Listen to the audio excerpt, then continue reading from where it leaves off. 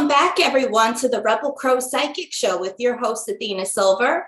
We have a special guest on today talking all about flower essences and about how to use them within your occult and witchcraft practices, as well as how to get deeper into and better acquainted with the plant spirits. Stay with us. We'll be right back.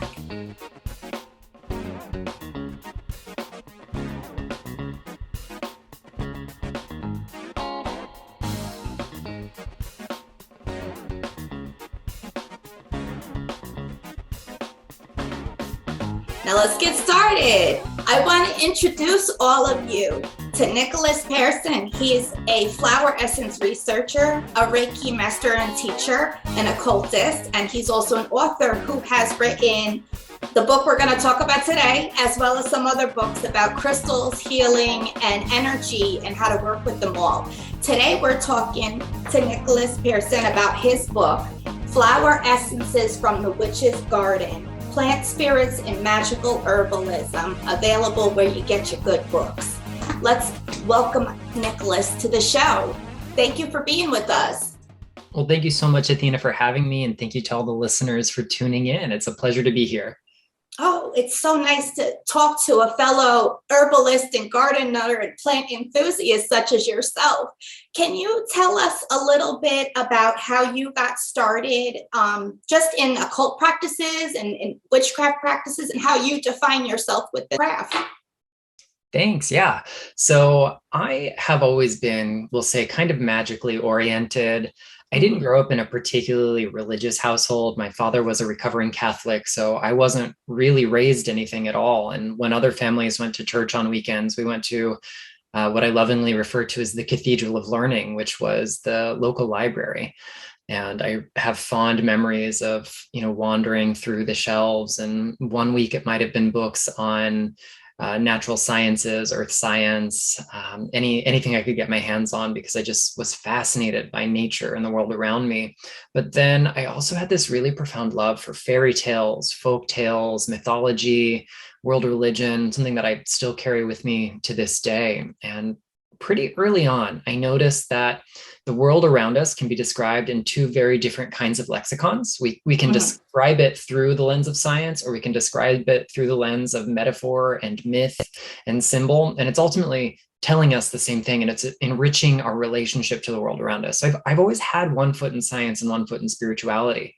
But I never really understood this whole concept of like monotheism, and this is the only right way, not having been, force-fed that from early on. So I kind of like sampled from the buffet of world religions. And as a teenager, I found witchcraft, all the kind of pop Wicca books of the 90s and early 2000s. They were like my soul food. And some of the best. I know some of those classics will always be with me, even if the scholarship is better today. The heart and spirit of that revival in the occult world is certainly really magical. And my parents were maybe a little put off by the word witch all over the title of every book that I was bringing home then, but they were relatively supportive. And it was in my fascination with the mineral kingdom that I found like the best overlap between science and spirituality, kind of exploring crystal healing, but also the kind of occult and curative and folkloric properties associated with gemstones is a really deep love of mine.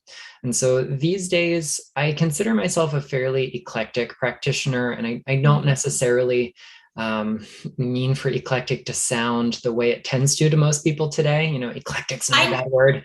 I know what you mean. I would say it. You're just well-read. You're well-rounded. You've been around the block a little bit. And that really comes across in the book that you've written. You wrote it from so many different perspectives within the craft and within the community that it kind of like speaks to everybody simultaneously. And I think that breathes into your background a lot. Like I could tell that you had a lot going on, but for reading this book. Well, thank you. Yeah, that's definitely the mission.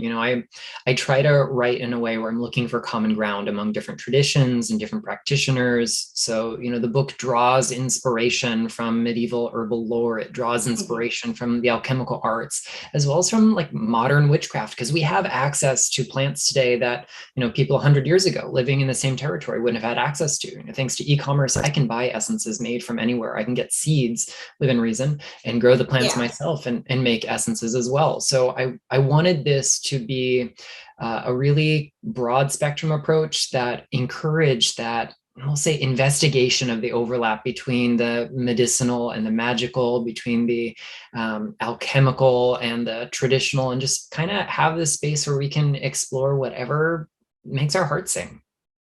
I would argue that we are of a witchcraft level of, progression, if you will, on the timeline in and of itself. Like we're coming into our own like modern digital renaissance when it comes to the craft and how it's being practiced and how, it's being turned into these other different sects. Like it's growing in its own way. And I think that when people look back at this time within the craft in its history, I think that they're going to gain a lot of insight when it comes to like the I am level, where witches and practitioners are really learning the importance of self, even though there's so many shiny things around us, and everything's so available.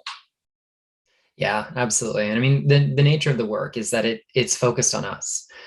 We definitely want to make ripples in the world around us, but we're not effective at making those ripples until we really delve into the richness that is our personal practice, our personal identity, our personal baggage. Yeah. And it's not to say that as witchers and healers and magically oriented people at large that we're going to absolve ourselves of all that baggage one day, but we can draw from that experience to really fuel our practice.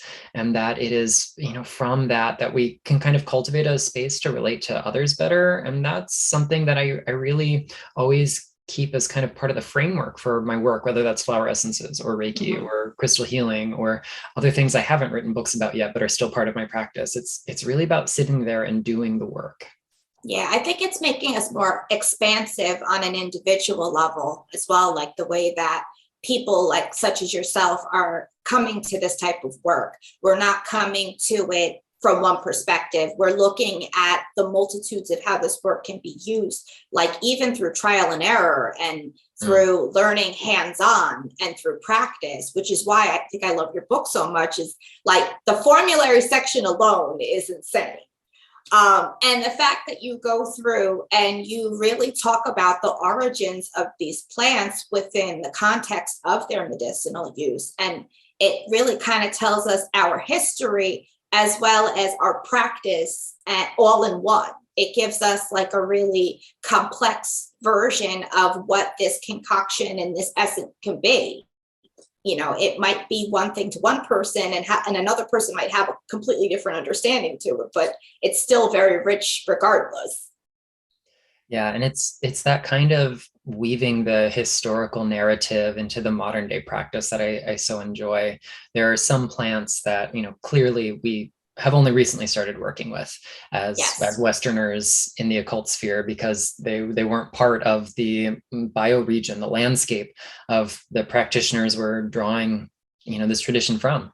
But the great thing about living in a globalized world is that we can grow with one another and we can explore and experience new things. And although flower essence therapy is a relatively modern practice as we think of it today, it is very closely linked to the sort of vitalist schools of herbalism that trace their roots back to alchemy, which has its roots in, folkloric, magical views on herbalism and healing and spirituality at large. So there's this one stream, this one maybe river, we'll say, that all these different tributaries connect to. So even though modern flower essence therapy is not occult herbalism outright, each one can supplement the other. And I really kind of focused on that kind of intersection and allowing each to help us explore new avenues.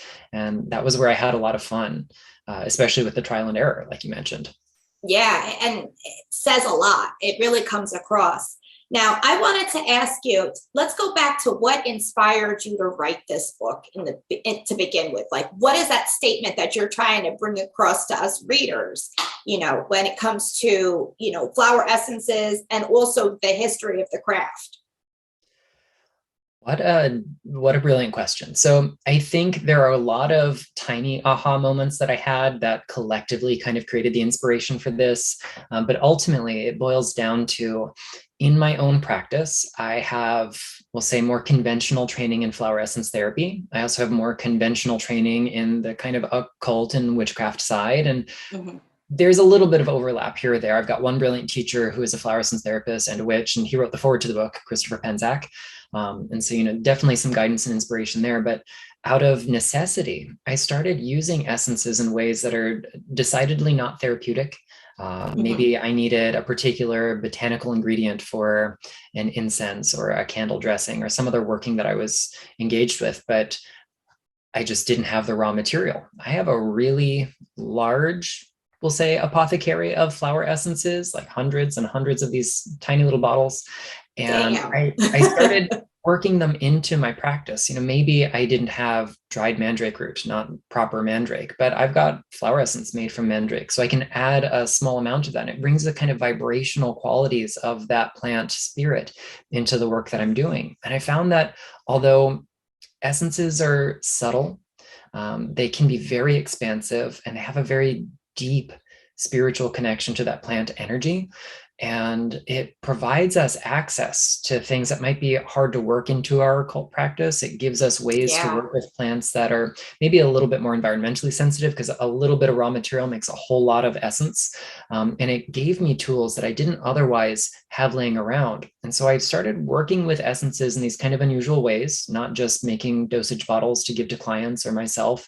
Started working with them in that very occult ritual kind of way. And I realized there was no handbook for this. There was no guidebook. I know some people who are occultists and witches and magicians who work with essences, sometimes directly in their magic, sometimes just kind of obliquely related to it. And I thought, why don't I sit down and write the manual I wish I had for this? And something that really, I'll say, deepens the toolbox for people who are interested in conventional flower essence therapy. And then for people who are more interested in, we'll say, traditional magical herbalism, gives them access to a whole new range of tools that they can bring in. So it's really about letting each of those kind of parallel streams merge to make something much larger. Absolutely. And it's beautifully said. Like, before your book, the closest I ever got to flower essences, like, obviously I've heard of them, I've worked with them here and there. It was either in the guise of like a room spray. I used to put together a mean, monster go away spray back in the day for my little kids. Essentially a protection spray. But, in those, it can be very day to day and very like practical, you know what I mean? So, but since I am a mad gardener, especially when we talk about herbs, like, your book is really inspiring me for this summer's harvest. Like, I've got ideas now on how to maximize, what I'm growing, because I have the tendency to think I'm growing a little bit and have a mad explosion, come July and August, and I'm freaking out because I don't want to waste anything. So I feel like this is definitely a solution to some of that problem, which I appreciate. Awesome. So let me ask you, what is your favorite flower essence to work with and why? Oh, so I think if you ask any practitioner about their favorite insert tool here, it's going to change on a perennial basis. I know that's Absolutely. true, like my crystal practice. These days, I would say the essence that's nearest and dearest to my heart is the flower, the actual plant that is closest to my heart, and that's foxglove. Oh, so that's a beautiful one. Yeah, I've been courting foxgloves for a while. And finally, my partner and I just recently moved across town, and there's this beautiful garden center nearby, a little independent place with lush blooms. And they actually have foxgloves here in Central Florida, which is not the standard practice. So, I brought these plants home, and although I have foxglove essence and I've worked with it here or there, it's in a couple of the formulas in the book, but I hadn't sat down to do this deeper work. Well, now that I get to see the blooms right outside the door every single morning, I go and greet them. It comes personal. Yeah, I just have this really profound love. There's a kind of whimsy, almost capriciousness in that plant spirit. Certainly, there's a lot of lore connecting it to the fair folk and to nature spirits, but it's also a really kind of a creative, alchemical kind of herb. It has a deep connection to the heart center. It is the source of certain kinds of heart medicine, although I would not suggest anyone actually ingest I foxgloves. hear ya. They're beautiful. We're going to talk about looking at them Yeah. right now. And when it comes to a flower essence, because there's no actual botanical ingredients in that, it's just the vibrational quality of the plant. That is the safest way to work with our baneful or poisonous plants. So Absolutely. I've been sitting with my foxglove essence quite a lot, and there's a sense of vertical alignment because it's got that tall spike of flowers that kind of lifts our spirit up to connect to those higher perspectives, and it's all rooted in that expansive quality of our heart. And it just invites a sense of childlike wonder to open the heart. And if we have no wonder, if we have no joy, if we have no awe in our spiritual practice, then I strongly feel like we're doing it wrong. And in a Yeah. world like today, where it is sometimes hard to cultivate joy and wonder, an essence like foxglove can invite that quality deep within us and allow us to harness it, to put it to good use, to create ripples that flow against the weight, the ick, the stuff going on around us. And we need that now more than ever. It's true. I'm a rose girl myself. I have some roses that are like this big in the heat of the summer, and I have all different varieties, but I use them for, my healing practices, some of my baneful practices. They're great even just to have the plant for protection just right outside your door, because those thorns are going to catch any of those attacks or any of those bad negative vibrations that are trying to come through your front door into your house. So it's one of those that even just looking at them, the different colors, they just give me a sense of like wholeness and peace. Like I feel like I'm good, like homeostasis. For sure. And rose is such an accessible ally, whether that's out in your garden or you're working with the dried botanical, or especially as an essence. There are dozens of flower essence makers who exclusively make essences from different kinds of roses, and every one has its own personality, its own kind of vibrational quality that comes through. One of my favorite rose flower essences is made by Chalice Well Essences, and it's actually a blend of all the roses in bloom in their garden at the same time. Wow. It has this quality of inviting a really deep state of grace, just that ability to find your innate wholeness, your innate light, and let that supersede whatever other projections that we are experiencing. I noticed that it has a very like female warrior spirit, like protect my home, protect my community, but advocate in love as well. Yeah. Like it's very dual the way that the energies of those different types of roses come together. Because you're right, some of them are very sweet. They're very loving. They're perfect for any kind of aphrodisiac kinds of magic. Whereas there are some roses that are for defensive purposes, which will cut you. But I think like, it's beautiful how plants can have both of those sides, have multiple levels to them when working with them. And the more you get to know them through, cultivating them, harvesting them, working with them, ingesting them, smoking them, depending on what plant it is, I think it brings you back to your inner peace and where you're supposed to be. It's beautiful how it comes in all its different varieties to that same place. Yeah, absolutely. And rose is such a good example of something that we like to pigeonhole as being one thing. But I mean, let's remember what the origins of the great goddess Venus are. Long before she was simply the goddess of love and beauty, she was the goddess of both creative and destructive forces, because that sense of passion can fuel romance, but it can also, launch battleships. And that is that kind of really deep primal archetype that we see in plants with a strong Venusian quality. Maybe that's rose, maybe that's belladonna or datura, which are, really potent nightshades, deadly. Yeah, datura is my favorite. Out of all the baneful, that's the one that has me like, ooh, I'm curious about that. It scares the hell out of me though. I've always got datura in my garden, and we just discovered some hiding in a pot with figs. Oh, wow. Just seeded itself and spread everywhere. And here we go. We're going to have some new flowers coming real soon. And I just adore datura. The purple variety too, with the white stripes. Oh, it's just, I don't know. Even just to look at a photograph of that plant, like I have some kind of weird connection with it, even though I haven't had the opportunity to work with it the way that I would want to.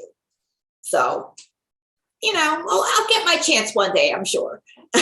Absolutely. And in the meanwhile, a flower essence is a great alternative because you don't have to worry about toxicity if you've got small kids or, Mhm. curious animals in your residence. Having a flower essence is great because then we don't have the actual toxic plant matter sitting around. Although if you can have both, do both.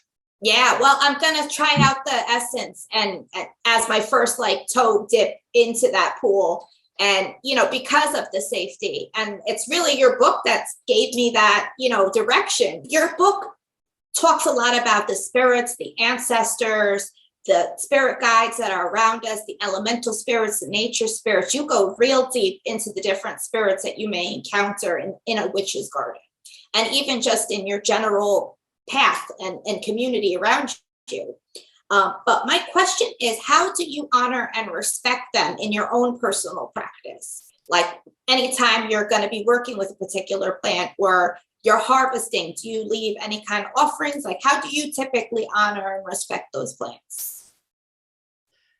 So I start with a household shrine that honors the spirit of place, and that's the super local, like the little things that go bump that are in the night just here in this home, but also the kind of bigger concept of the spirit of the land, all the way up to the whole planet as the land embodied and ensouled and inspirited. Simple offerings, tea lights and water are really great for everyday kinds of altar offerings, and then you can make more specific kinds of things. And I do add a lot of flower essences to the offerings that I leave. And then when it comes to the actual green and growing things in my garden, watering meditatively, watering intentionally, giving offerings of breath. These are simple things that we can do that don't cost us anything.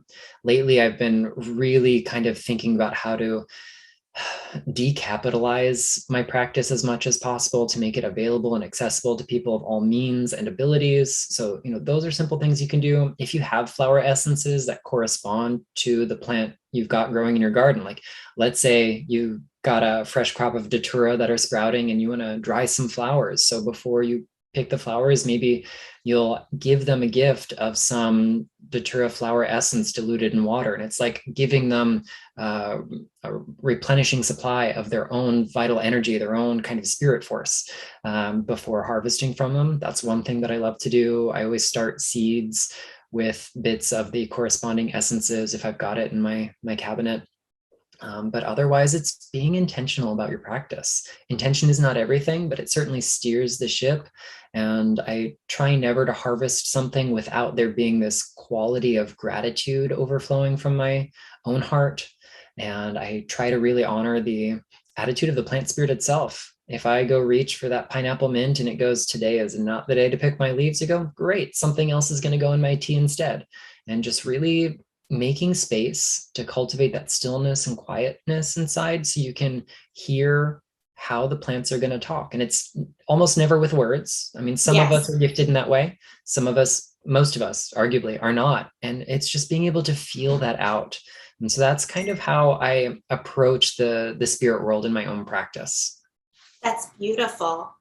I think all of those are great ways to honor. My personal way that I honor them is through sacred smoke. I use a lot of herbs that I use as incense and through different ceremonies throughout the year. And I've made it a point over the last few years to grow what I use as an act of honoring and being respectful, as well as showing them, what part of me is able to commit to them through nurturing that plant, through bringing it from seed up to harvest, and especially with the perennial plants, to make sure that they're getting the love throughout the winter and throughout the times when they're not in full bloom, so that they don't think that, I've stepped away from them, but I'm still very much with them. You know what I mean? Yeah, for sure. So tell us, for someone who is beginning their path through flower essences, do you have any particular advice on a good place for them to start? Is there a particular plant that's really easy to work with? Is there a particular method of extraction that's better tuned to beginners? Like, where would you say is a good place?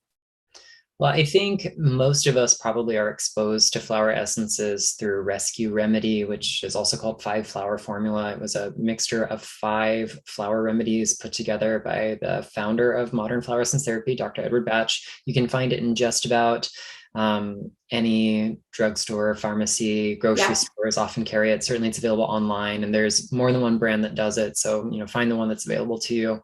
And this is really a great place to start because it is the composite remedy for things like stress, anxiety, change in transition, shock, trauma, any kind of sudden happening that we've got. So having a little bottle of that can be a really wonderful thing to add to your practice, whether you're using it more therapeutically or you want to work with the particular mixture of 5 plant spirits in a more spiritual way to kind of help you through spiritual shock and transition that can happen, maybe integrating the experience of earth changes and all sorts of the fun planetary and astrological transits. And just having a little bottle of that is a great place to get started. If you're interested in making your own flower essences, the tools you need are relatively few and far between. You need the best quality water you've got access to. Spring water is great, but I don't have that. So I filter the water that I've got and I bless it and I treat it really well and respect it as best as I can. Mm-hmm. You're going to need a glass bowl and